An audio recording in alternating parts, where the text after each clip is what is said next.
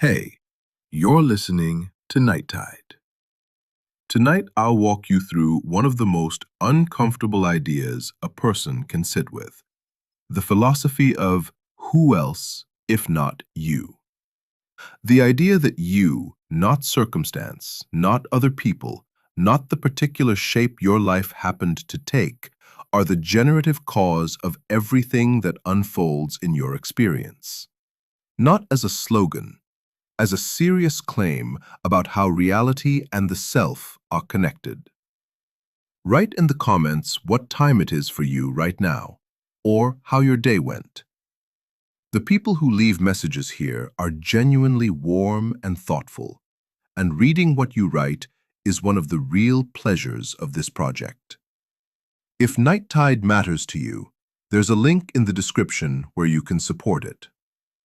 There's a question that most people never ask directly, not because they haven't thought about it, but because asking it all the way to the end is genuinely difficult. The question is this: who is actually running your life? And the uncomfortable truth is that most of us have a ready answer that sounds reasonable, feels accurate, and quietly lets us off the hook.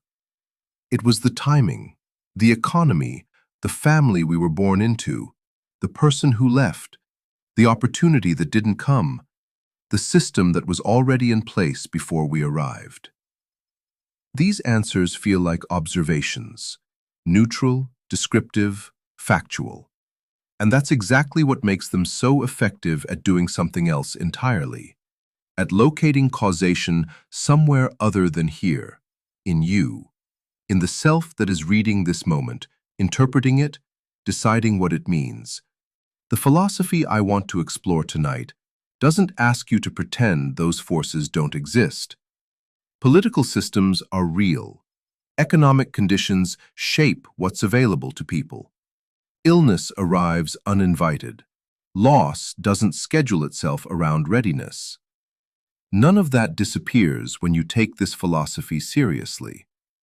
What the philosophy proposes is a shift in where you locate yourself relative to all of it, not as the object through which events pass, but as the subject who meets them and, through that meeting, produces something.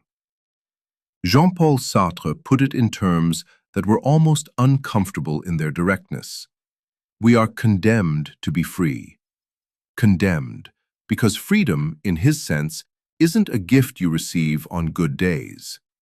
It's the permanent structure of being a self. You cannot stand outside your choices, even the choice to believe you have none. Even passivity is a position taken. Even waiting is something you are doing. That framing unsettles people, and it should. Because what it means is that the familiar experience of helplessness, the feeling that things are happening to you, that you are the recipient of a life rather than its author, that experience is itself a kind of authorship, a particular way of relating to what arrives, a posture, maintained, renewed, often unconsciously, but maintained nonetheless. A particular way of relating, maintained, renewed, and yet never announced as a choice. The deepest resistance to this idea almost always arrives through a specific word: fault. People hear, "You are the cause of your life," and immediately translate it as, "You are to blame for your life." And once that translation happens, the philosophy becomes intolerable. Because blame, in the ordinary sense, implies that you should have known better, acted differently, avoided the outcome. It implies a moral verdict.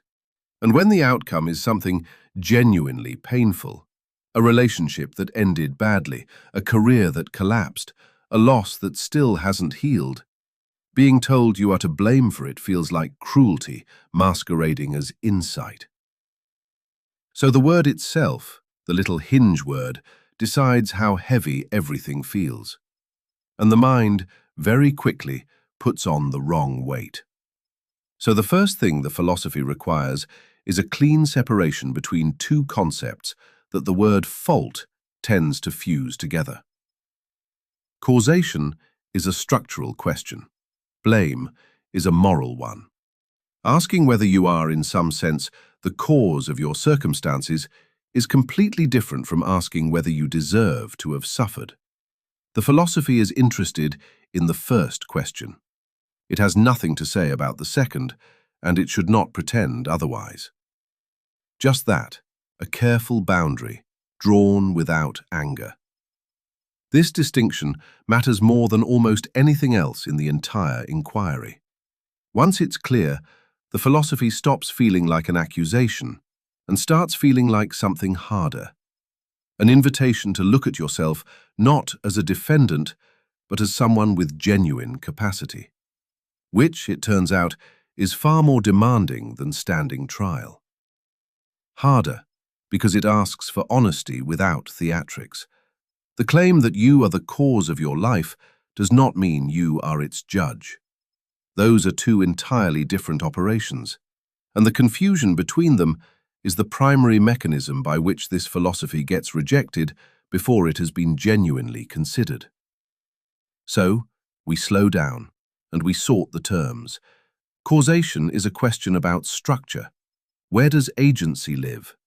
What is the actual relationship between a self and the events that unfold around it? Asking these questions has nothing to do with assigning guilt. A surgeon asking what caused a patient's condition is not accusing the patient of anything. An engineer studying why a bridge failed is not putting the bridge on trial. The inquiry is structural. The purpose is understanding, not verdict. Blame is a different operation entirely. It carries a moral charge.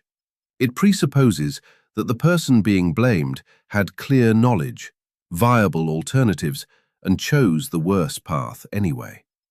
It reaches for accountability as a form of punishment. When someone says, "That's your fault," the underlying claim is that you should have known better, acted differently, and failed to do so. That is a fundamentally different claim from the one this philosophy makes. The trouble is that in ordinary speech, the two collapse into each other constantly. "You caused this," and "this is your fault" feel like synonyms. The grammar of blame has infected the grammar of causation so thoroughly that most people cannot hear one without assuming the other. And because blame feels dangerous, because being blamed, especially for something painful, feels like attack, the mind learns to protect itself by rejecting any claim about personal causation. The defensive reflex makes sense. The cost of that reflex is enormous. Consider what actually happens when someone says, "I was the cause of how that relationship ended." Without the causation-blame confusion in place, that sentence opens an inquiry. It creates a space for genuine examination. What choices were made? What patterns were running? What could be understood now that wasn't understood then? The sentence becomes a tool. With the confusion in place, the same sentence functions as a confession of guilt, something to be defended against, minimized, or denied. The inquiry closes before it opens. Authorship, in the sense this philosophy means, is closer to what a novelist does than to what a defendant does. A novelist who says, "I wrote this character into ruin," is not confessing to cruelty. They are describing their relationship to the work. They made choices. Those choices produced outcomes, and understanding the relationship between choice and outcome is what allows them to work at all. The novelist is accountable for the work in the only sense that matters. They are its source. That accountability is generative. It produces more capacity, not less. The self that is proposed as cause in this philosophy is precisely that kind of source. Not a defendant standing before the record of its decisions, waiting for a verdict. A source that, by understanding its own generative relationship to what has unfolded, gains access to something it didn't have before. The word for that access, in the plainest possible terms, is agency. Agency is not the same as control. This distinction carries real weight. If causation meant control, if being the cause of your life meant that you had dictated every outcome, that nothing arrived without your explicit consent, then the philosophy would be straightforwardly false. You did not control whether the economy collapsed when you were starting out. You did not control whether a person you loved chose to stay or leave. You did not control the body you were born into, or the particular decade of history you happen to inhabit. Control, in that full sense, belongs to no one. Agency is something narrower and simultaneously more profound. It is the capacity to meet what arrives with interpretation, response, and the assignment of meaning. The same event, received by two different people, does not produce the same experience. Not because one person was luckier, but because the self that receives an event is already doing something with it, already making decisions about what the event means, what it calls for, what it changes. That process of meaning-making is where the causal self actually lives. It is not in the outcomes alone. It is in the relationship between the self and the outcomes, in the continuous act of interpretation that transforms raw event into lived experience. This is what makes the philosophy genuinely demanding. It would be simpler if it were about outcomes, if "you are the cause of your life" meant you can make good things happen and avoid bad ones. The inquiry would reduce to technique, the right strategies, the right habits, the right decisions at the right moments. But the philosophy is making a different claim. It is saying that even when the outcomes are not yours to choose, the relationship you hold toward them is. And that relationship is causal in the deepest sense. It determines what your life actually consists of, not in the registry of events, but in the lived texture of being a self inside those events. Which means the most important consequence of separating causation from blame is this: you stop needing to prove you are innocent in order to begin looking clearly. The posture of self-defense and the posture of self-inquiry cannot fully occupy the same space. As long as the mind is primarily protecting itself from a verdict, it cannot also be examining the structure of its own agency. The separation creates the conditions under which genuine examination becomes possible at all. And genuine examination, once it begins, is not comfortable. The question it opens, not whose fault is this, but how am I generating this, and what would it take to generate something else, is far more demanding than standing trial ever was. A verdict ends things. An inquiry continues. It requires you to remain with what you find, to keep looking past the first answer, to resist both self-accusation and the simpler move of redirecting causation back outward where it can't touch you. That is where the philosophy actually begins. Not in the moment of accepting a principle, but in the moment of staying with the question long enough that the question becomes real. The words you reach for when something goes wrong are not innocent. They do not simply describe what happened. They decide, before conscious reasoning even begins, where the weight of causation lands. And almost every language has built into it a set of constructions that deposit that weight somewhere other than the self. It happened to me. Things fell apart. I was left. I was passed over. Life went in a different direction. These sentences feel like neutral reporting. They feel like the most honest thing you could say about a difficult experience. And that feeling of neutrality is exactly the problem, because the structure of these sentences is doing something specific. It is placing you in the grammatical position of the object.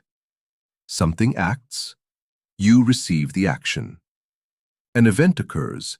You are the surface it occurs on. The self, in this sentence structure, is not a cause. It is a location. Grammar is philosophy in disguise.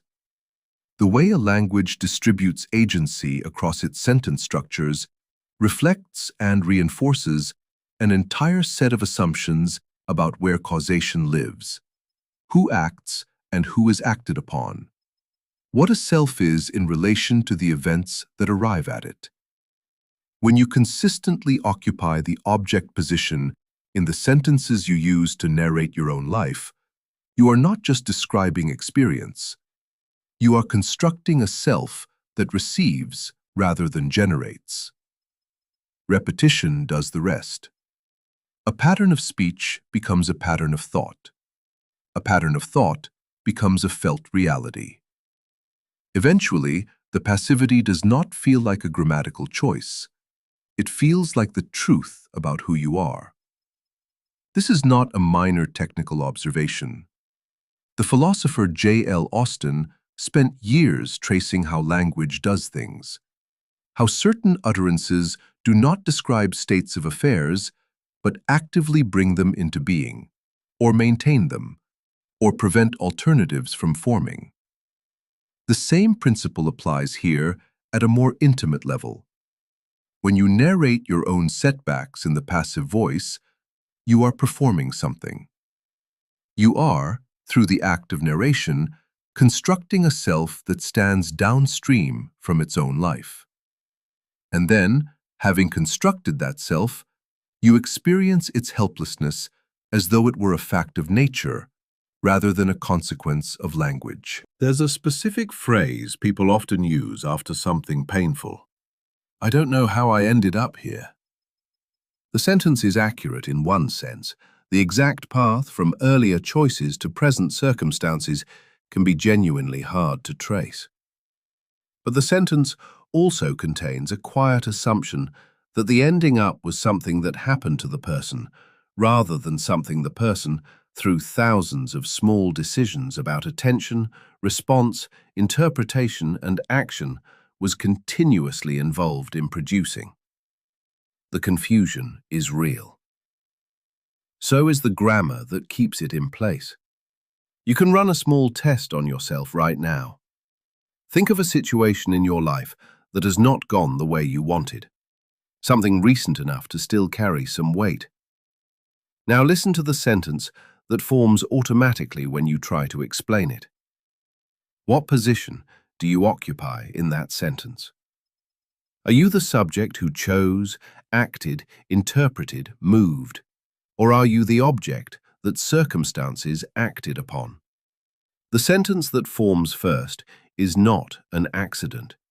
It is the habitual story, and the habitual story has a grammar, and that grammar has consequences. What changes when you shift the grammar deliberately is not a cosmetic revision. It is a structural one. Things fell apart, and I let things fall apart, and I made choices that produced this outcome are not three ways of saying the same thing. They describe three entirely different relationships between a self and its experience. The first places causation in the category of whether, impersonal, exterior, operating without reference to you. The second introduces a soft version of agency, something I permitted rather than actively drove. The third places the self in the position of author. None of these sentences is simply more accurate than the others in an abstract sense, but they are not equivalent in what they make possible. Only the third sentence creates the conditions for genuine examination, the kind that might produce something different than what has been produced so far. The resistance to this shift is not laziness or stupidity. The passive constructions that locate causation outside the self have a real function. They carry emotional weight that the more agentive sentences do not. I was left contains grief in a way that I participated in the conditions that caused this relationship to end does not, at least not with the same immediacy. There is a kind of shelter in the passive voice. It allows the pain to be fully acknowledged without simultaneously requiring the person to examine their own role in what happened. The shelter is real. Its cost is also real. The longer you stay in it, the more the passivity hardens from a grammatical choice into an identity. The identity of someone to whom life happens. That is what accumulates when the grammar goes unexamined for years. Not a single catastrophic decision, not a defining moment of capitulation, just the slow deposition of language, one narrated setback at a time, each sentence quietly insisting that the relevant forces were elsewhere, that the self was present but not causal, that the outcomes arrived rather than were made. Examining the grammar is the first practical act the philosophy asks for, which is strange because it sounds like a small thing, just noticing how you phrase something. In practice, it turns out to be enormously difficult. The habitual sentences come fast and feel true. The alternative sentences feel awkward, even self-accusing, which is exactly the causation-blame confusion appearing again at the level of language. Saying, "I generated this," sounds, to a mind that has fused causation with blame, like a confession. It takes real precision to hear it instead as a structural claim, one that opens inquiry rather than delivers a verdict. That precision is not optional. The grammar of passivity and the capacity for self-authorship cannot fully coexist. Every time the passive construction solidifies the story of a life run from the outside, the space available for genuine authorship contracts a little. Not dramatically, slowly. In the accumulated weight of sentences that never quite place the self at the center of its own experience. Until the question of who is running your life starts to feel like it has an obvious answer, and the answer has nothing to do with you. The mind does not reach for an external cause because it is confused. It reaches for one because the alternative is genuinely unbearable. This is the mechanism worth examining. Not the error of attributing causation outward, but the very specific and very functional reason the attribution is made. When something in your life has gone wrong, a relationship that collapsed, a career that stalled, a pattern you keep repeating no matter how clearly you see it, there is a moment, usually very brief and usually unnoticed, when a choice is made about where to place the weight. The self can turn toward itself and ask what it has been producing, what it has been choosing, what has been running underneath the conscious intentions and the good explanations. Or the self can turn outward, locate a cause in the landscape beyond its own boundaries, and rest there. The second option does something the first cannot provide immediately. It delivers relief. That relief is not trivial. It is not a failure of character or a sign of weakness. It is a rational response to an impossible feeling demand. The demand being, hold the full weight of your own authorship while simultaneously experiencing the pain of what that authorship has generated. To look clearly at a life you have produced and feel its full cost, without either denying the cost or denying the authorship. Most people have not been trained for this. Most cultural frameworks do not even name it as a capacity that could be developed. The default is to split. If it hurts, it probably came from outside. The psychological term, external locus of control, describes the general tendency, the degree to which a person experiences outcomes as controlled by external forces rather than by themselves. Decades of research have tracked what it produces over time, but the research misses something the raw mechanism reveals more directly. This is not primarily a cognitive bias, it is a protective structure. The self locates causation outside itself, in the same way an organism moves away from pain, not out of stupidity, but out of a self-preserving intelligence that is operating exactly as designed. What is being protected? The self-concept. The accumulated sense of who you are, what you are capable of, and whether your choices have been adequate to the life you were trying to build. If the cause of what has gone wrong is out there, in the economy, in other people's behavior, in timing, in the specific cruelty of circumstances, then the self remains intact. It was present at the scene of its own life, but it was not the generator of what went wrong. The verdict on the self stays suspended. The self-concept survives. You probably know this feeling from the inside, even if you have never named it. The thought that arrives immediately after something goes badly, the inventory of external factors that explains the outcome. Sometimes those factors are genuinely real. Often the inventory is real and also incomplete. What gets left out is the self's own contribution, which is more painful to include, not because it is large, but because including it means something about who you are and what you have been doing. So it gets edited. The external account is accurate as far as it goes. It simply doesn't go far enough to be useful. The protection that external causation provides has a specific shape. It preserves what psychologists sometimes call self-consistency, the need for the story of yourself to remain coherent across time.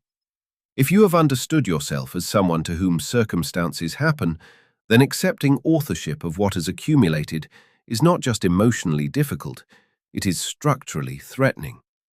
It requires revising the entire narrative architecture, not just updating a single belief. That kind of revision is not something the mind undertakes casually. It requires a reason strong enough to outweigh the cost of the disruption, which means demanding that someone simply stop making excuses or own their situation without accounting for what the protective structure is actually protecting will produce nothing useful. The instruction arrives at a wall without ever asking what the wall is made of or why it was built. Understanding the function of external causation is not a way of excusing it. It is the only thing that makes it genuinely possible to work with, because you cannot dismantle a mechanism you have not located. The human cost of this protection is cumulative and mostly invisible in the short term. Each time causation is placed outside the self's relationship to its own agency quietly contracts. Not in a dramatic way. There is no single moment of collapse. There is a slow narrowing of the sense of what is possible, of the range of moves that feel available, of the conviction that action taken from this particular self, in this particular life, could actually change something. The mechanism that was installed to protect the self ends up confining it. And the confinement eventually becomes self-reinforcing. A self that has learned to locate causation externally will consistently interpret new evidence in ways that confirm the pattern. A setback is absorbed as further proof that the external forces are powerful. A success might be attributed to luck or to circumstances that happened to align. The architecture of interpretation has been shaped by years of the same grammatical choice the previous conversation traced. The choice to be the object of events rather than their source. By the time that architecture is solid, the question of who is running your life no longer feels like a question. It feels like settled fact. What breaks the structure is not a more accurate account of the external world. It is a willingness to experience, briefly, without collapsing into either self-accusation or self-defense, the genuine possibility that the self has been more generative than it has been willing to admit. That the pain is real and the self was involved in producing it. That both things are true simultaneously. Holding that simultaneity without immediately resolving it in either direction is where the work actually begins. That is not a comfortable place to stand. The philosophy being examined here does not promise comfort. It opens the question of what a self becomes when it stops outsourcing the causation of its own experience. And that question, once genuinely opened, does not permit easy rest. There is a specific social penalty for saying, "I am responsible for what happens to me," and it lands before the sentence is even finished. You can watch it happen in a room. Something tightens in the people listening. An interpretation assembles itself with remarkable speed, that you are naive, that you have never encountered real hardship, that you are implicitly accusing everyone around you of producing their own suffering through some failure of will. The claim has not been explained. The philosophy has not been laid out, but the verdict is already forming because the idea arrives into a cultural context that has been shaped by decades of its misuse. That misuse is real. The phrase, "you create your own reality," has been used to blame the sick for being sick, the poor for being poor, the grieving for not recovering fast enough. It has been deployed as a way of escaping the discomfort of proximity to suffering, a way of drawing a clean line between the person who has organized their life well and the one who has not, and then calling that line the product of differing attitudes rather than differing circumstances. When self-responsibility becomes a tool for dismissing the weight of structural forces or the reality of other people's pain, it is not a philosophy anymore. It is a defense mechanism with a philosophical vocabulary attached. So the social cost of claiming authorship is not imaginary. In many contexts, the claim marks you as someone who doesn't understand how the world actually works, or as someone whose comfort insulates them from genuine exposure to forces that can destroy a person regardless of their orientation toward them. The claim is contaminated. People who have watched it used badly know exactly what it tends to precede. The withdrawal of solidarity, the reframing of victims as architects of their own disasters, the quiet cruelty of an optimism that finds suffering legible as error. Here is the complication, and it matters. The contamination of an idea by its misuse does not dissolve the idea. A knife used badly is still a knife.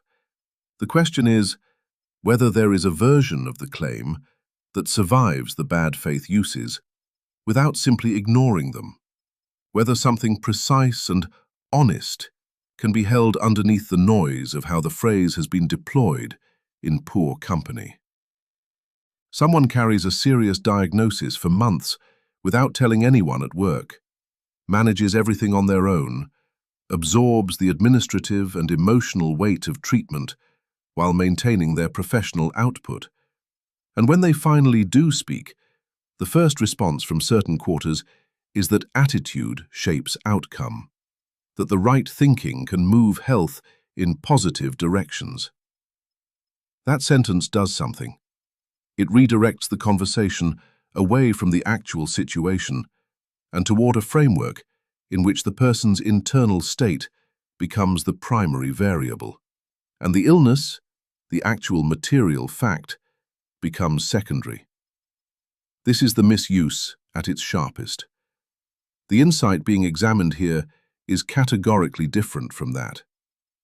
Because what self-authorship is actually proposing has nothing to do with the claim that orientation replaces circumstance, or that belief reshapes biology. The structural claim being made is narrower and more demanding. It says that your relationship to what arrives, the meaning you assign to it, the response you generate, the way you allow it to define or fail to define the range of what is still possible, is something that belongs to you. That even inside an extremely constrained situation, the interpreting self is operating, and that self is not merely a passive receiver of outcomes. This version of the claim survives the bad faith uses because it does not deny the hardship. It asks what you do inside it. But surviving intellectually and surviving socially are different things. The social cost remains. When you say, "I am responsible for the shape of my life," in a culture that has watched that sentence precede cruelty, you are entering a conversation with history already loaded into it. The people who push back are not always confused. Some of them have watched the idea do damage, and their resistance is a form of information about the landscape you are claiming. What does it mean to hold the claim anyway? It means holding it with enough precision to be able to distinguish it from its misuses in real time, not just in private. It means being able to say clearly that structural forces are real and that they exert genuine pressure, and also that a self fully inhabiting its own authorship is in a different relationship to those forces than a self that has decided the forces are final. Both things simultaneously, without one erasing the other. The social cost also operates in a subtler register. It is not only the external judgment that falls on people who claim self-authorship. There is an internal cost, the loss of a particular kind of social belonging that comes from shared grievance. When a group is organized around a common external cause, a common adversary, a common set of circumstances that have produced their difficulties, moving towards self-authorship is experienced as a form of departure. You are no longer fully legible within the shared story. The solidarity available inside that story is real and often necessary. The question it raises over time is whether staying inside the story is also staying inside its limits. This is where the idea is genuinely stressful and where the stress reveals something. The philosophy of self-authorship asks you to tolerate a degree of social friction that is not cost-free. It asks you to hold a position that is easily misread, consistently misrepresented, and sometimes met with real hostility. Not from malice, but from people who have watched it function as a weapon and reasonably want nothing to do with it. Holding the position clearly, without collapsing it into either defensiveness or apology, without letting the misreadings force you into overcorrection, that act is itself an example of what the philosophy describes. The claim is tested in the moment of its social reception. How you hold it there is already an answer to the question of whether you have actually accepted it. The deepest implication is this. If you find yourself abandoning self-authorship, specifically because the social environment makes it costly to hold, you are demonstrating something about where you have actually located causation. The external pressure becomes the cause of the philosophical retreat, which is not a refutation of the philosophy. It is the philosophy proving its own point about how quickly the self can be organized around external determining forces when those forces carry social weight. Noticing that is its own form of authorship, uncomfortable, precise, and impossible to resolve by looking anywhere but inward. There is a self being proposed as the cause of your life, and it is worth being precise about which self that is, because the one most people instinctively reach for when they hear the word, the one with a name, a history, a specific record of outcomes, is not quite the right target. That self is real, it carries weight, but it is also the self most burdened by its own past, most likely to measure the present against accumulated evidence of what has and hasn't worked, most prone to arriving at new situations with its conclusions already formed. Handing that self the title of cause and expecting something to shift is like handing someone a map of where they have already been and telling them It will show them where to go. The self that radical self-authorship is actually pointing toward is a different capacity. It is the part of you that interprets what arrives, that takes the raw material of an event and assigns it meaning, locates it within a story, determines what it is evidence of, and what response it calls for. Every experience you have passes through this capacity before it becomes anything. Before it becomes a wound or a lesson. Before it becomes proof of your limitations or evidence of your resilience. Before it settles into the shape of something that happened to you or something you moved through. There is a moment, fast and mostly invisible, where interpretation is occurring. That is where the causal self lives. This is the paradox at the center of the whole inquiry. The self being proposed as the source of your life is not immediately visible to you.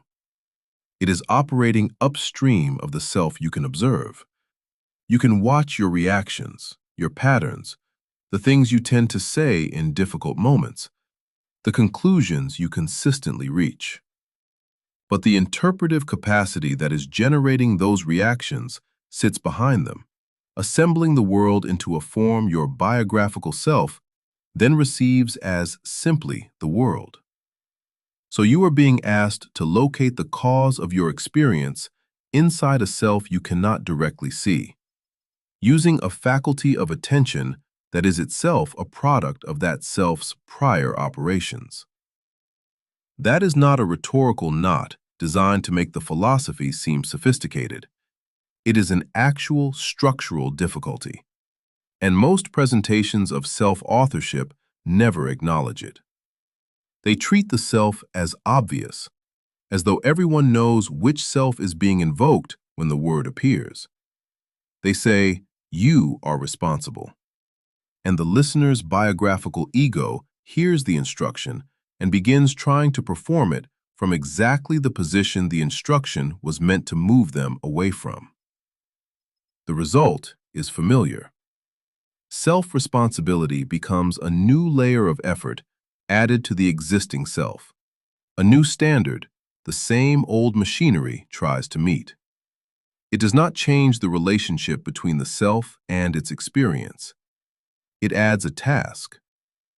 The resolution that is available here, and it is only partial, is attention of a specific kind.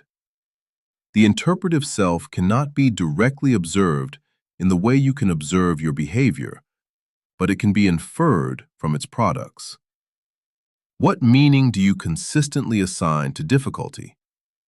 What story do you consistently tell about setback, about being overlooked, about the gap between what you expected and what arrived? Those stories are not neutral descriptions. They are the interpretive self at work. The pattern across them, not the individual story, but the recurring architecture, is the closest thing to a location you will find. The attempt at resolution runs into something it cannot fully dissolve. Even if you identify the interpretive self, even if you begin to see its patterns with some clarity, you are still doing this work from within the very system you are trying to examine. The tool of inquiry is made of the same material as the object being investigated. Every insight about your interpretive habits is itself an interpretation, assembled by the same capacity you are trying to see past. This is not a problem that further reflection can solve. It is a structural feature of the situation. Consciousness examining itself from inside itself, with no position available outside the loop. The consequence for you is specific and unsettling.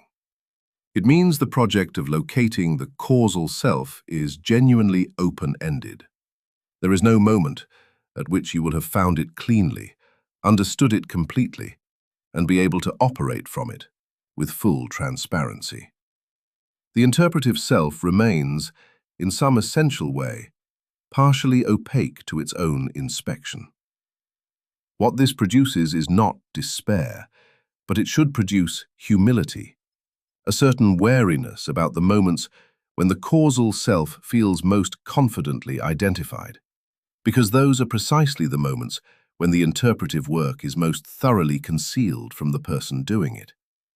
What it also produces is a different relationship to the question itself.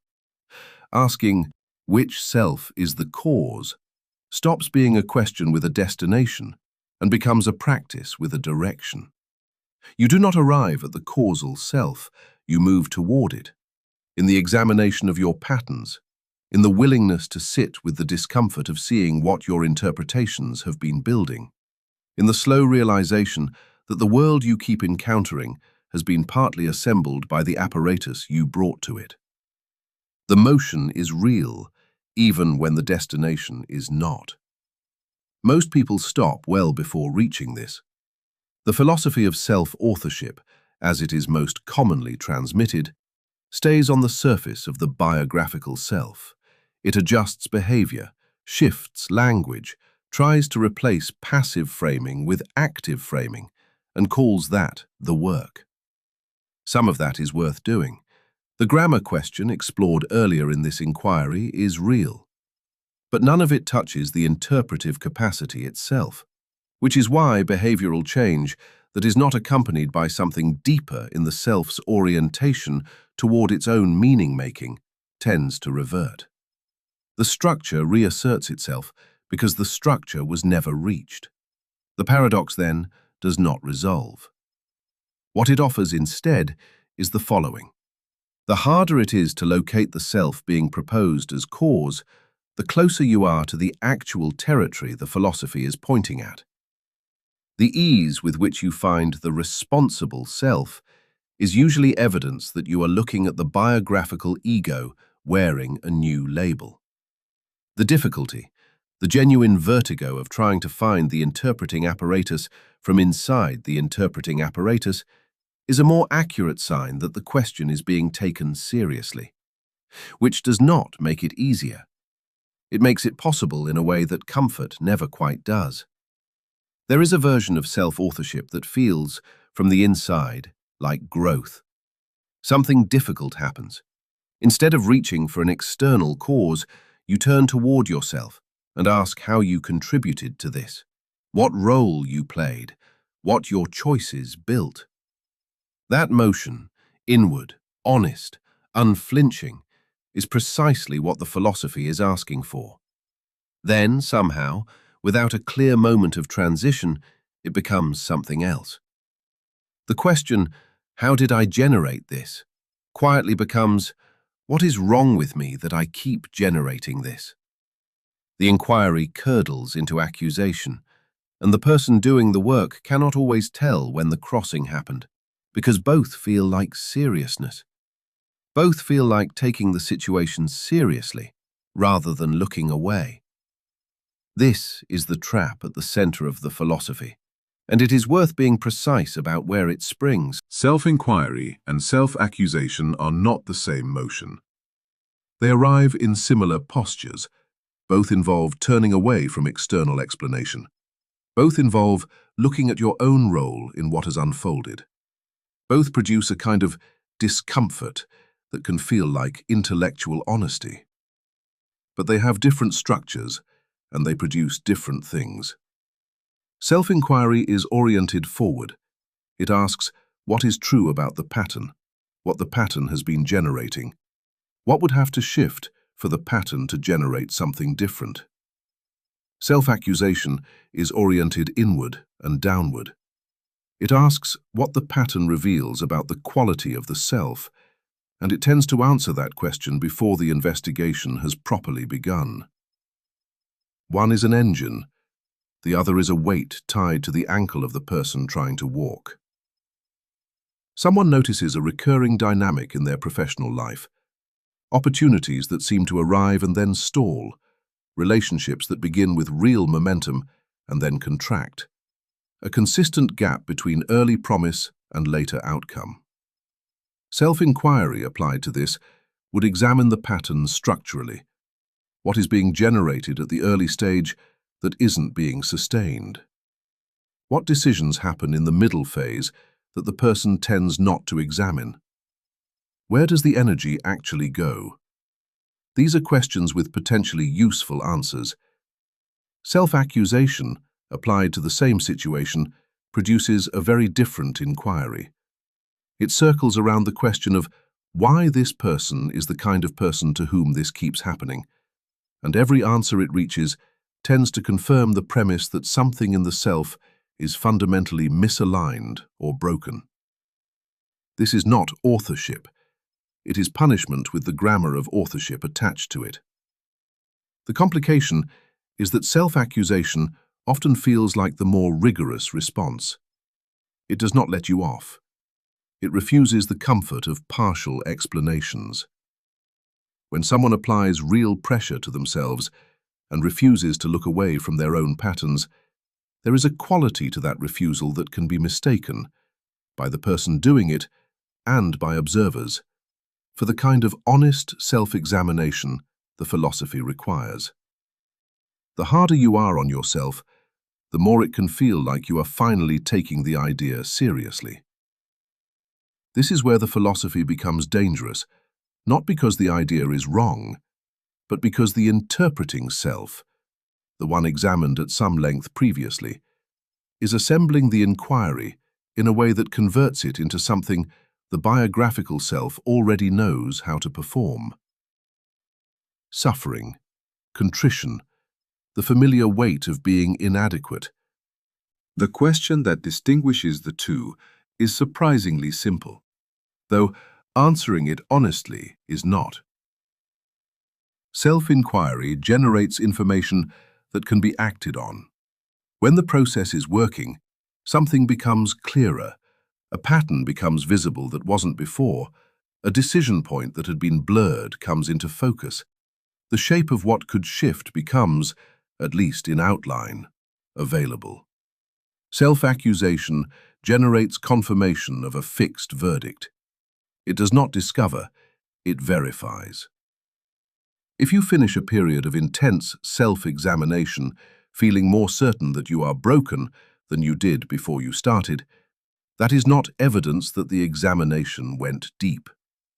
It is evidence that the process was organized around a conclusion that was already there, waiting. Causation is being held precisely here, in the same way it must be held throughout this entire inquiry. You are the author of the inquiry itself. The question, how did I generate this, is a genuine question only if the answer is not predetermined. The moment it becomes rhetorical, a question that already contains its answer, that is being asked in order to arrive at the self-condemning verdict, rather than to actually investigate, it is no longer an act of authorship. It is an act of surrender dressed in the vocabulary of responsibility. And this matters because the philosophy of radical self-authorship has a real pull toward exactly this misuse. If you are the cause of your life, and your life contains significant difficulty or failure or damage, then the logical implication, if causation and blame are not carefully kept distinct, is that you are to blame for those things. Part 2 of this inquiry established that causation and blame are not the same. The distinction is not a technicality. It is the entire architecture that makes the philosophy livable rather than crushing. Causation says something about where agency lives. Blame says something about moral culpability and deserving. A person can be the generative cause of a pattern in their life without that pattern being evidence of their fundamental brokenness, without it being something they deserve, without it functioning as a verdict on their worth. Keeping that distinction intact under the pressure of self-examination is difficult. The mind that is already inclined towards self-accusation will use the language of authorship to conduct the same trial it always conducts, now with upgraded philosophical credentials. There is a further complication. In many people, the move towards self-accusation is itself the avoidance of a more demanding inquiry. Condemning yourself is, paradoxically, a way of not having to change anything. If the answer to "why does this pattern persist" is "because I am fundamentally inadequate," then the inquiry is over. There is nothing to investigate, nothing to shift, no specific decision or interpretation or response pattern to examine with enough precision to actually alter it. The verdict has arrived, and verdicts end proceedings. Real self-inquiry, the kind that stays in contact with causation without collapsing into blame, has to keep going past the comfortable arrival at condemnation, has to ask the next question and then the one after that, has to stay curious in the presence of its own discomfort rather than converting that discomfort immediately into evidence of unworthiness. What makes this possible, and it is not easy, which is part of why the philosophy demands something real, is holding a particular relationship to difficulty. Not the relationship that says difficulty reveals deficiency, the relationship that says difficulty is information, that the pattern has a structure, and the structure can be examined, and the examination can produce something more than a verdict, that the self proposing the question is not on trial. It is conducting one into the mechanisms, the decisions, the interpretive habits that have been assembling the outcomes in question. This is a different position. It requires more precision and more patience than self-accusation.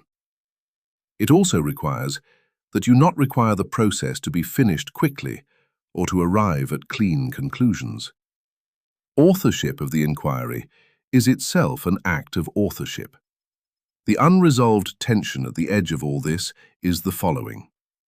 The same orientation that protects against self-accusation, the one that insists causation is not blame, that the purpose of self-inquiry is information rather than verdict, can, if held too loosely, become a way of softening the inquiry until it no longer has any real bite.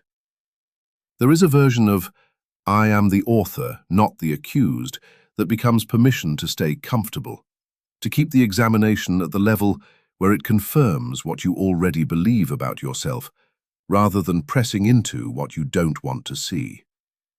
The protection against self-punishment must not become protection from honest examination.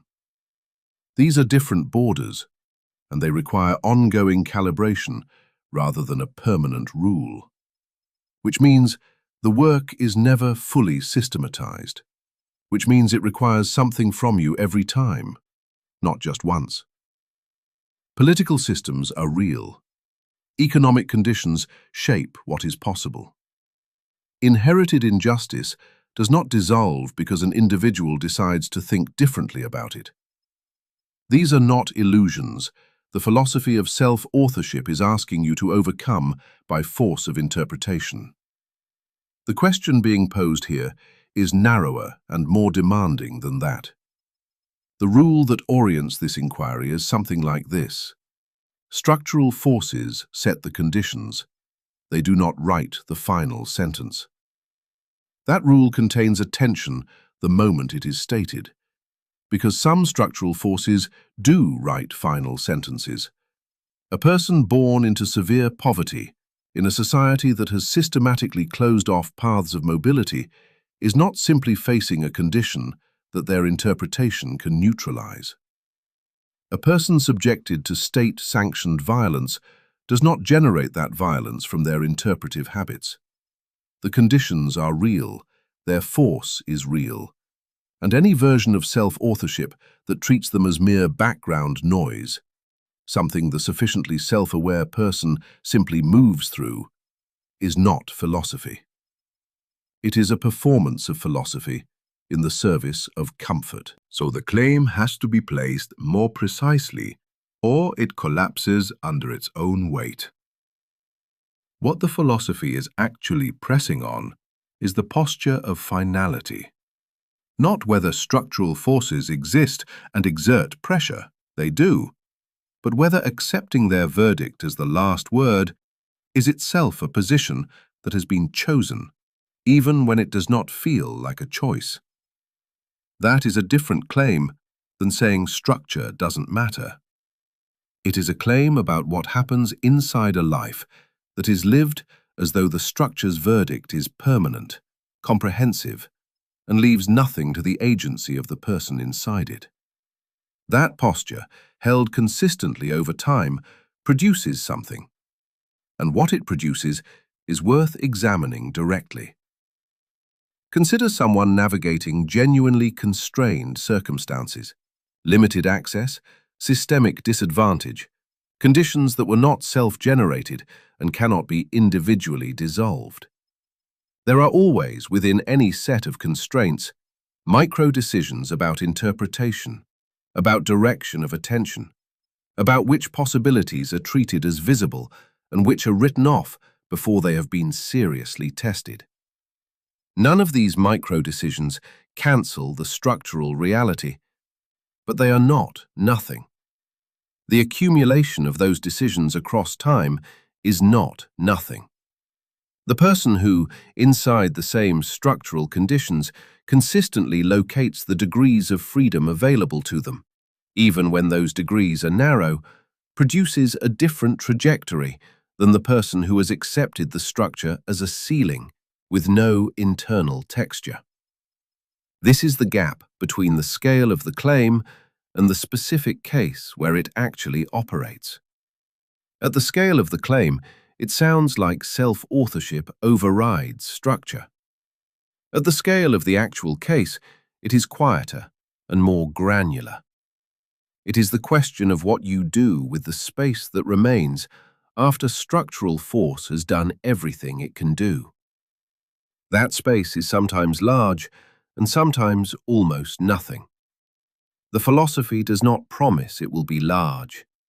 It asks only whether you are actually occupying whatever space exists, or whether you have, in advance, seeded it, because accepting finality felt like realism. The word realism deserves particular attention here, because it does a great deal of work in this conversation. The posture of accepting structural force as final is frequently described as realistic, as opposed to the naive or self-aggrandizing claim that the individual is sovereign over their circumstances. Realism, in this usage, is a form of anticipated defeat that protects itself from examination by calling itself clear-eyed. This is not to say that clear-eyed assessment of limits is wrong. It is to say that realism applied preemptively before the space has actually been tested is something else wearing the name. What this means systemically is significant. If a large number of people inside a set of structural conditions adopt the posture that those conditions are final, that the space remaining after structural force is negligible or non-existent, then the structure does become more total than it actually is. Structures are partly maintained by the behavior of people who have internalized them as permanent. The individual who refuses that internalization is not a hero in a motivational story. They are a person whose authorship, even constrained, even partial, even operating in a narrow band, is not contributing to the reproduction of the structure's most defeating implication. The scale is small. The consequence is real. The complication that cannot be bypassed is the cost of this position. Claiming authorship inside genuinely constraining conditions is not comfortable and is not always received well. There are social environments in which a person who insists on locating agency within structural constraint is seen as insufficiently committed to the analysis of the structure itself, as though asserting personal causation requires denying systemic causation. These are not in competition. You can hold both without collapsing either one. Structural reality is what you are operating inside. Personal authorship is what you do with the operating. They exist on different axes. The open question that this produces, and it genuinely does not resolve here, is what it means when the space after structural force is vanishingly small, when the degrees of freedom are so narrow that the difference between inhabiting them and surrendering them is nearly invisible at the level of outcomes. Does authorship still mean something there, not as a mechanism for changing outcomes, but as a fact about orientation, about the self that persists inside the conditions, about what that self is doing with the last available degrees of its own response? The philosophy has to answer honestly, which means acknowledging that the answer is not reassuring. Authorship, at the extreme limit of constraint, is not triumphant, but it may still be real.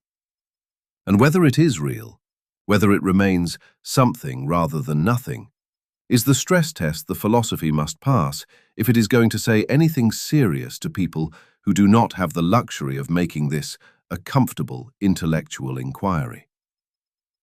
There are events that arrive without preparation and without invitation, and the philosophy of self-authorship has to face them directly, or it is worth very little. Death, severe illness, the loss of a child, violence inflicted by others. These are not failure states of the philosophy, they are its hardest test, and how it answers determines whether it is a serious account of human life or simply a useful framework for people whose circumstances allow them the luxury of testing it gently. The honest thing to say first is this: some things are not authored. That sentence needs to stay exactly as blunt as it is, without being softened into something more manageable. You do not cause every event that enters your life. The person who loses a child did not generate that loss from their interpretive habits. The person struck by a disease that medicine cannot fully explain or prevent did not produce it from their psychology. Historical violence lands on bodies that did not choose to be in its path. These are facts, and the philosophy has to absorb them as facts, rather than as problems to be explained away through increasingly elaborate arguments about hidden causation. So the question becomes more precise. If causation is not the right word for what the self brings to these events, what is the right word? The distinction that holds weight here is between causing and authoring. Causation is about what generates the event. Authorship is about who the self becomes in relation to the event. What meaning is assembled from it? What response it calls out of the person it has reached? What kind of life gets built in the aftermath? These are not the same. They operate on different objects. Causation reaches back before the event. Authorship begins at the moment of encounter with what has already arrived. And the second capacity, the authoring one, survives even where the first is entirely absent. This is where the form of the two possible consequences becomes visible. One path from genuine suffering is a life that is organized around the fact of the injury, not in the sense of remembering it, which is natural and right, but in the sense of assigning it final jurisdiction over what becomes possible afterward. The suffering becomes the structure of the self, and every subsequent decision about direction, about relationship, about what is worth attempting, is made from inside that structure. The other path is not a path that denies the suffering or treats recovery as a moral achievement available on demand. It is a path in which the same suffering is held without being granted the authority to write every sentence that follows. The event remains. Its jurisdiction is contested. The tension between these two paths is genuine, and it does not resolve into a simple instruction. Because contesting the jurisdiction of genuine suffering requires something real from the person doing it. Not willpower, exactly, not positive thinking, but a kind of active relationship to meaning that is one of the most demanding things a human self can actually do. And not everyone is in a position to do it at every moment. Grief has its own timeline. Trauma changes the architecture of how the mind processes experience. The philosophy cannot arrive at the bedside of someone in acute loss and demand that they locate their authoring capacity immediately. That would be cruelty wearing the vocabulary of philosophy. What it can say, what it must say, if it is going to say anything honest, is that the authoring capacity does not disappear under the weight of what was not chosen. It can be inaccessible for a period. It can be suppressed or damaged or buried under something that has to be processed before it becomes available again. But it persists as a capacity, and the question of whether and how to reclaim it remains open even in the presence of events that could not have been prevented. Viktor Frankl's account of finding authorship inside conditions of total external constraint, where almost every material freedom had been taken, is not a lesson in optimism. It is an observation about the structure of the self's relationship to meaning. The authoring capacity exists at a level that is different from the level at which events arrive. Suffering happens to the body, to the social life, to the biographical person. The interpreting, meaning-assigning self is reached by that suffering, is genuinely affected by it, and is not untouchable. But it is also not identical with the suffering. It is the thing that can, in time and with real difficulty, take a position in relation to what has happened. The limit of explanation arrives here, and it must be acknowledged. There is suffering so severe, so prolonged, so total in its reach, that asking, what is the self authoring in relation to this, can feel like an obscene question. The philosophy has to sit with that discomfort, rather than argue its way out of it. It cannot claim that authorship is always available, in a form that produces visible, meaningful change. At the extreme limit, at the point where what has arrived is enormous, and what remains to the self is very small, the most the philosophy can honestly claim is that even the quality of the self's orientation to what it cannot change is itself a form of authorship. Not triumphant, not redemptive in any clean sense, but real. The human cost of holding this distinction between causing and authoring is that it does not offer the comfort of either of the easier positions. The position of total external causation offers something, even if that something is the absence of weight. Nothing that has happened is yours to carry. The position of total self-causation offers a different kind of relief, the sense that suffering is always explicable, always the result of something the self generated, which means it is also always, in principle, preventable. Both of those positions are evasions. The first erases authorship entirely. The second extends causation into places it cannot honestly reach, and in doing so, converts suffering into evidence of failure. What remains after both evasions are removed is something harder to live with. You are not the cause of everything that arrives. You are, in some real and demanding sense, the author of what you do with what arrives, including what you cannot change, including what you did not choose, including what has done genuine damage. That authorship is not a comfort. It is a demand that persists even inside loss, and it is worth noticing that the demand does not come from outside, from a philosophy that has arrived to tell you what to do with your grief. It comes from the capacity that is already there, already part of what you are, already present in the way you are encountering this sentence right now. Whether it is used, how it is used, what it is aimed at, that has always been the real question. The question almost no one asks directly is this: what if the real obstacle is not that you lack power, but that you have it? That inversion lands differently depending on where you are in your life.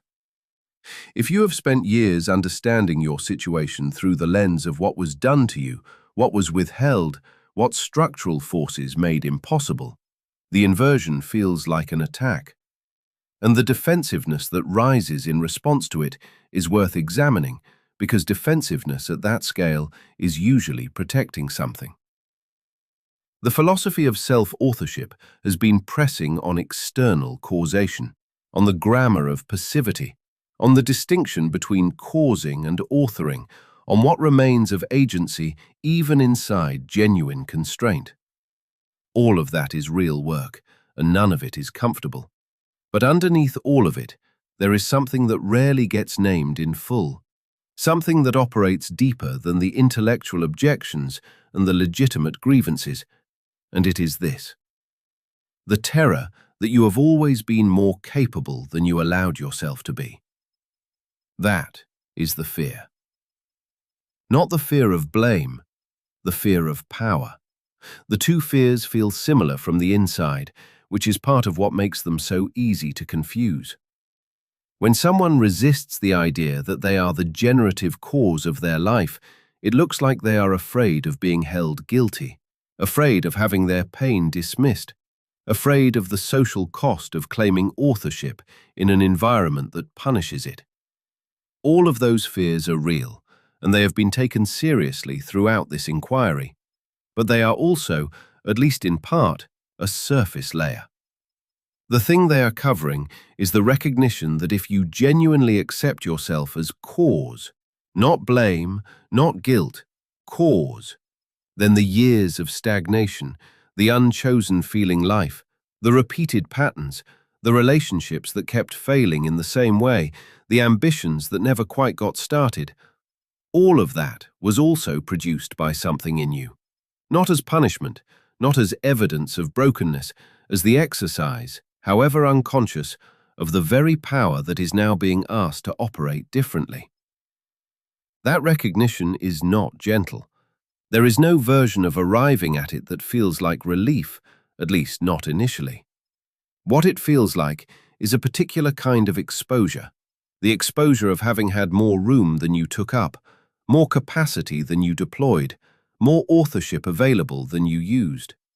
And the years that passed inside that gap between what was available and what was actually inhabited, those years are not recoverable. That is the cost the fear is protecting against.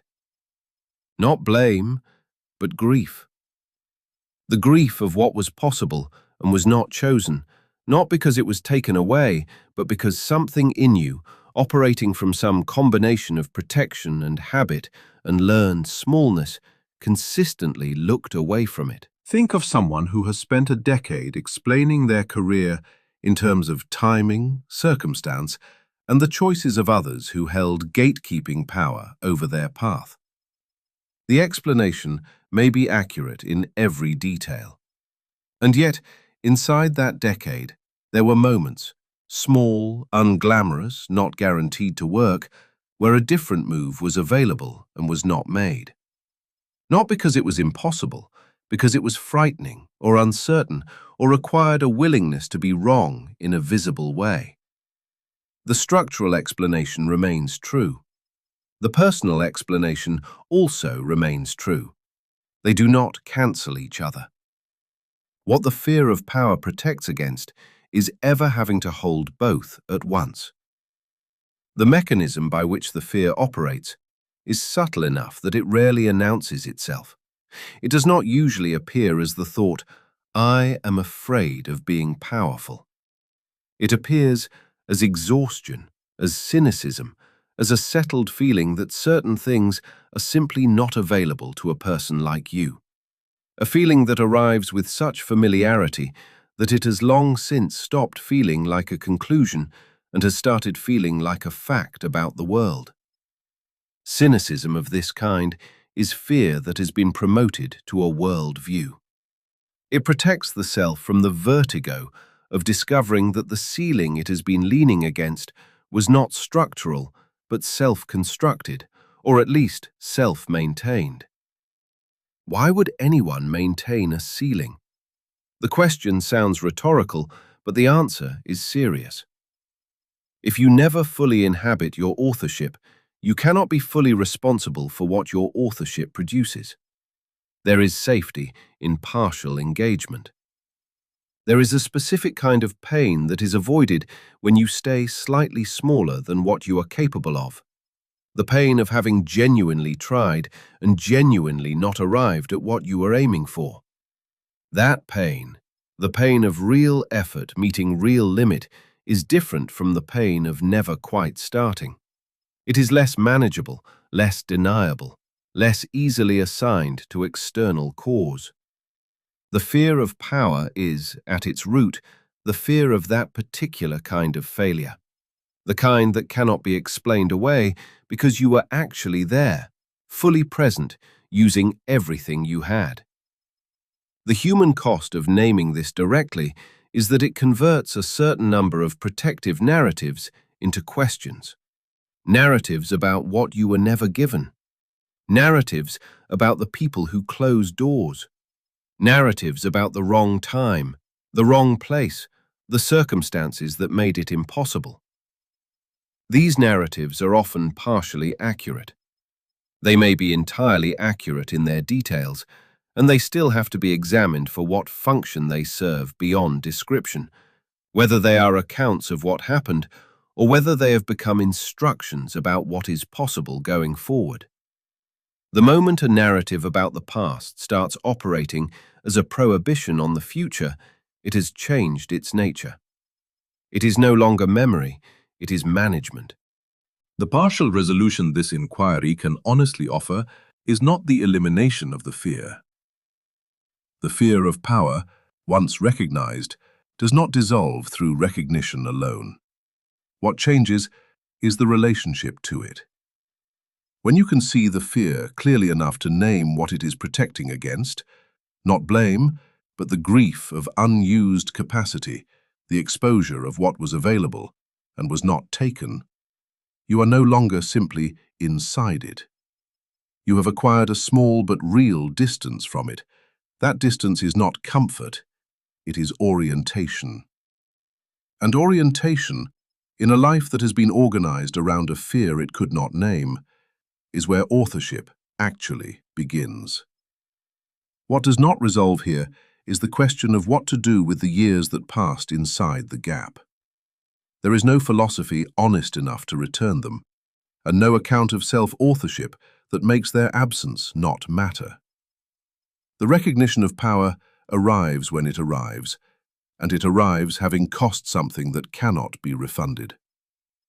The question the recognition leaves open is only about direction, not about what was, but about what the self that now knows its own fear is going to do with the knowing.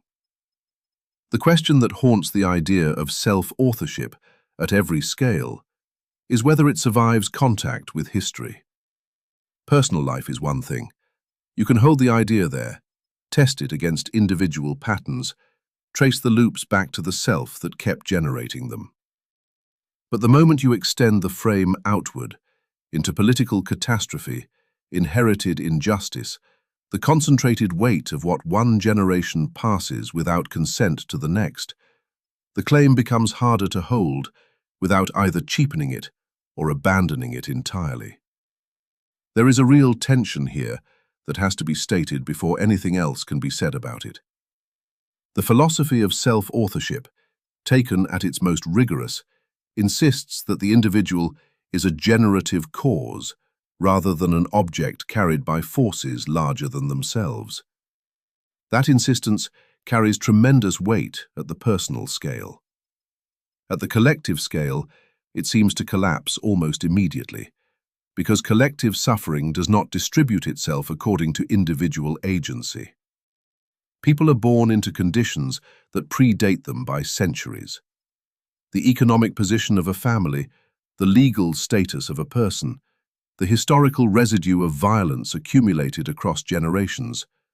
None of these are authored by the individuals who inherit them.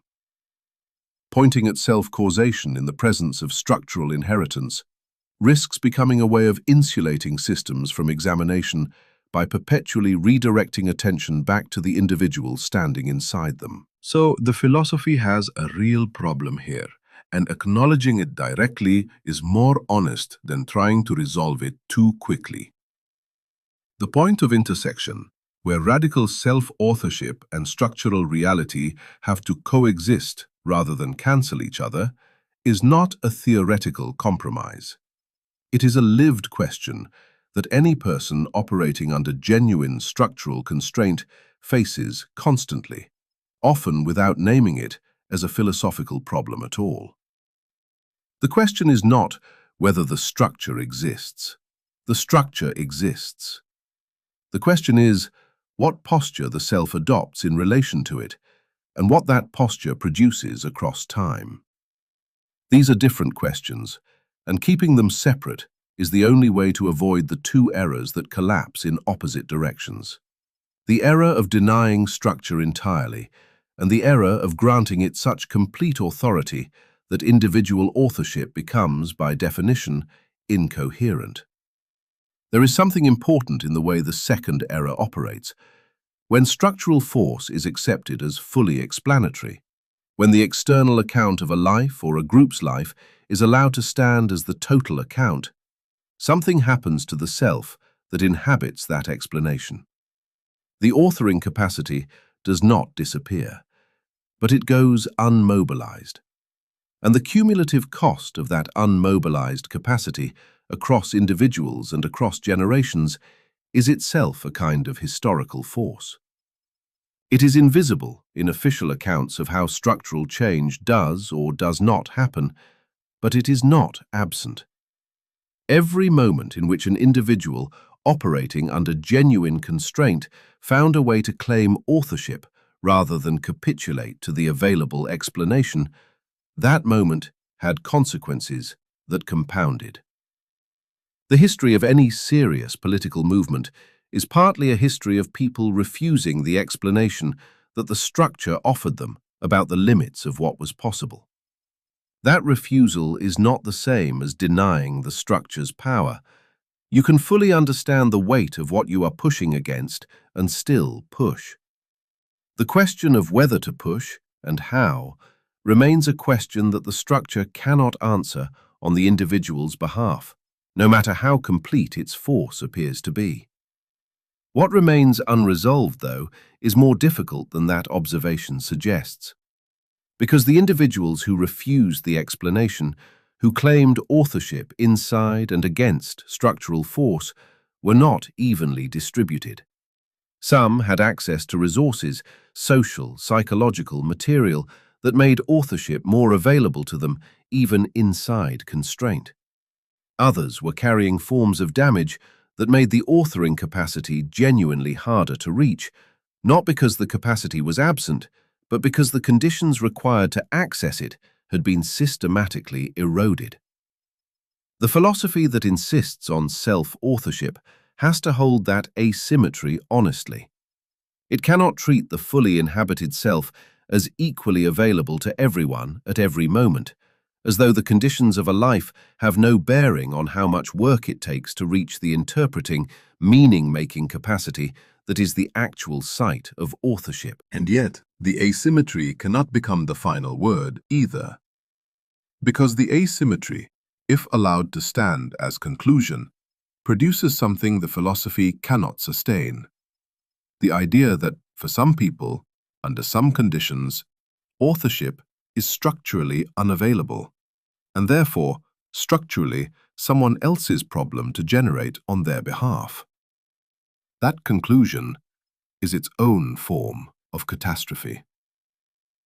It removes the self from the only position from which any actual change in orientation becomes possible. You can document asymmetry without using it as a terminus. This is where the collective dimension of self-authorship reaches its genuine stress point, the place where the philosophy is doing the most demanding work and can give the least tidy answer. Shared history, collective suffering, inherited injustice. These are real, they are weighty, and they do not reduce to the sum of individual psychological choices. At the same time, the political question of what changes inside those structures is never separate from the question of how the individuals within them are inhabiting their authorship. The two levels of analysis cannot be collapsed into one. They operate simultaneously, and holding both in view, without letting one dissolve into the other, is one of the harder intellectual disciplines the philosophy demands. Think of what happens to a political movement that loses confidence in the authorship of its members. What fills the vacuum when people stop believing their own orientation to events has causal weight is not neutrality. It is a particular kind of managed passivity that is often dressed in the vocabulary of realism. Structures become weather. History becomes something that happens to people. The movement's own internal life starts to organize itself around grievance as a permanent condition, rather than grievance as a spur to directed motion. This is not a failure of courage in any simple sense. It is what happens when the philosophy of external causation is adopted not as a temporary response to overwhelming force, but as a settled account of how causation actually works. The collective form of the fear of power is worth naming here, because it mirrors the personal form almost exactly. At the personal scale, the deepest resistance to self-authorship is the recognition that genuine agency would mean the years of smallness were not purely the result of external force. At the collective scale, the equivalent recognition is that the maintenance of certain structural conditions across time is not purely the work of those who benefit from those conditions. The people inside the conditions also participate in their perpetuation. Through the postures adopted, the explanations accepted, the authorship not claimed. That recognition is not an exoneration of structural power. It is an additional layer of analysis that the philosophy requires in order to be honest about where causation actually lives. What it leaves open is the question of how accountability distributes itself across a structure in which agency is genuinely unequal.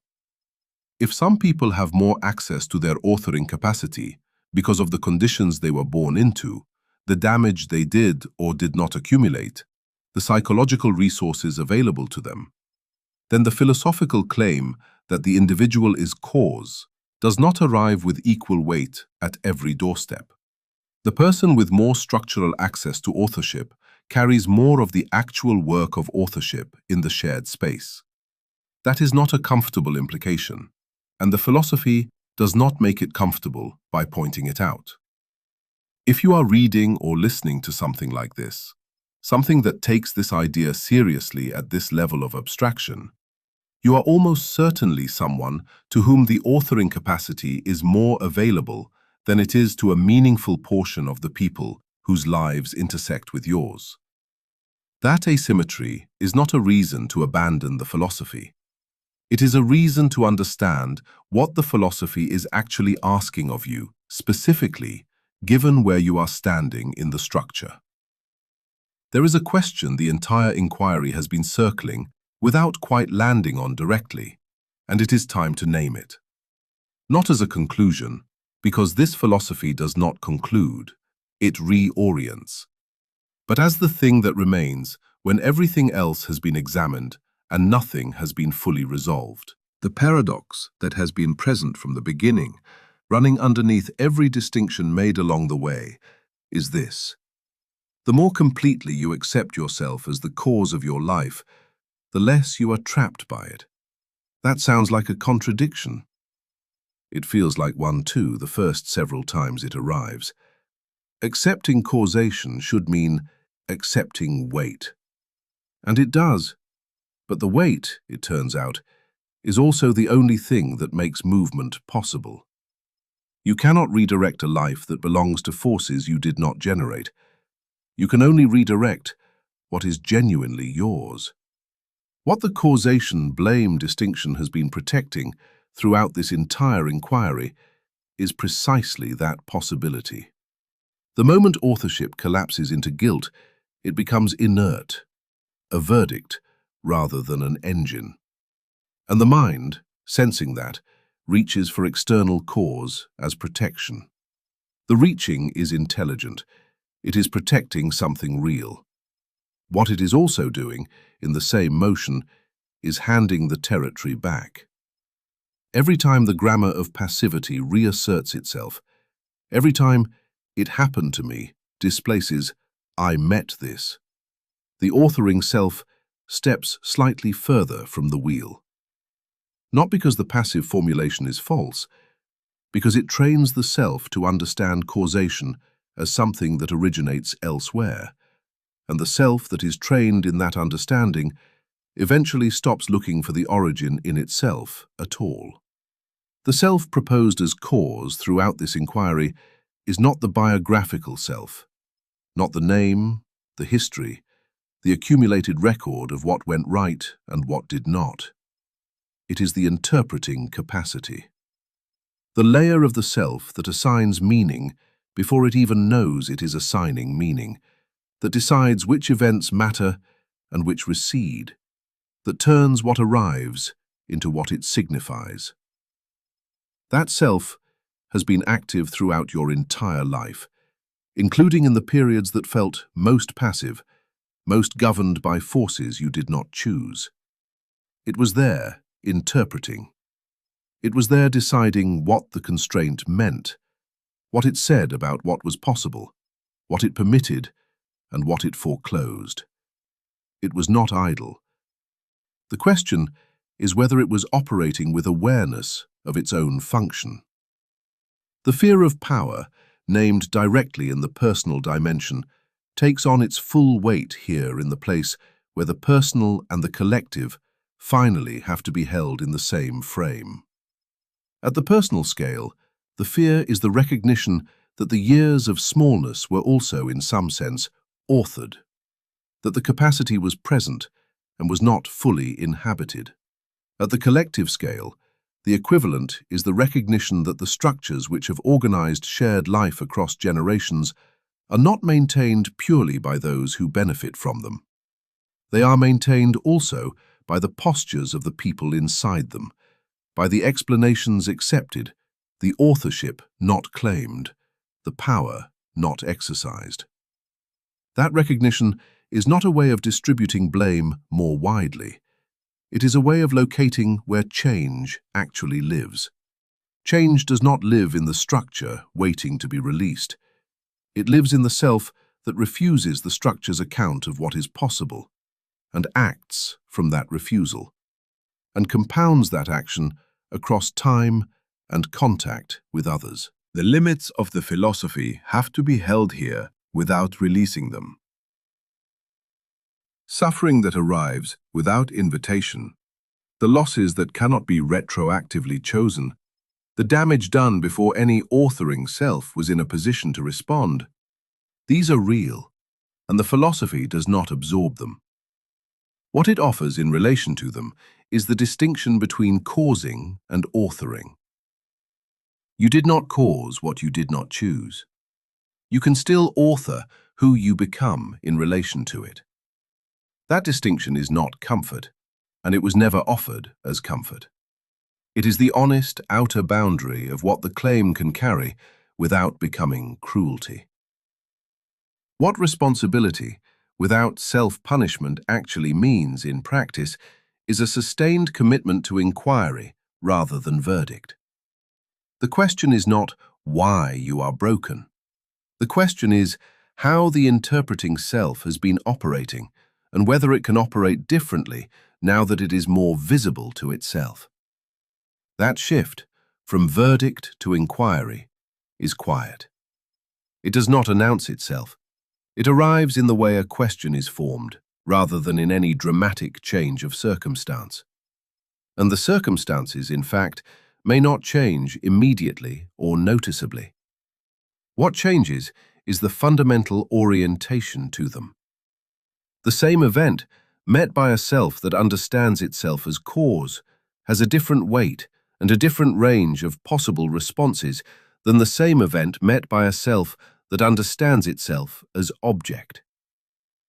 The collective dimension adds something that cannot be folded back into the personal. If you are someone for whom the authoring capacity is more available, and you are, if you have followed this far with genuine engagement, then the philosophy is asking something specific of you. Not guilt, not the performance of responsibility. The actual exercise of authorship in the shared space, with awareness of the asymmetry that makes that exercise easier for you than for others whose lives your authorship touches. That is not a comfortable implication. It was not meant to be. The macro loop closes here, but it does not close neatly. The question that opened this inquiry, who is actually running your life, has an answer now, or the beginning of one. The answer is you. Not as a slogan, not as encouragement, not as a verdict on what you have failed to do, as a structural claim about where agency lives, as the recognition that the interpreting, meaning-making, responding self has been present and active throughout everything, in the stagnation, in the grief, in the moments of contact with genuine limit, in the years that felt unchosen. It was there. It was always there. What changes when the answer is finally allowed to be you is not the circumstances of your life. What changes is the relationship between the self and the life it is living.